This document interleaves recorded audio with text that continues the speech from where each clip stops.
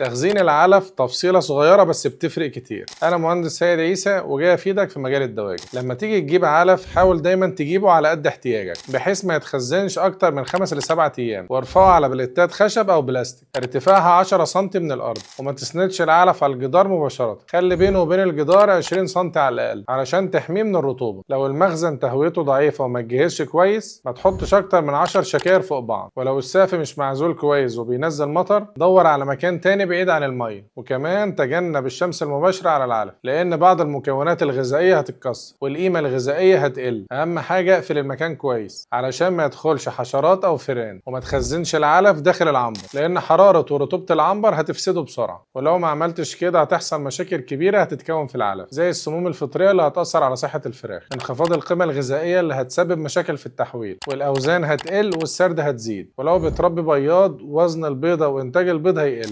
الخلاصة العلف مش مجرد أكل، طريقة التخزين هي اللي بتحمي فلوسك وصحة القطيع. وطبعا المربي اللي عنده سايلو تخزين للعلف هو في مأمن من كل المشاكل دي. استنوني في حلقة جديدة من سلسلة صناعة الدواجن. تابعني عشان تتعلم أكتر وتعرف خبايا وأسرار الصناعة.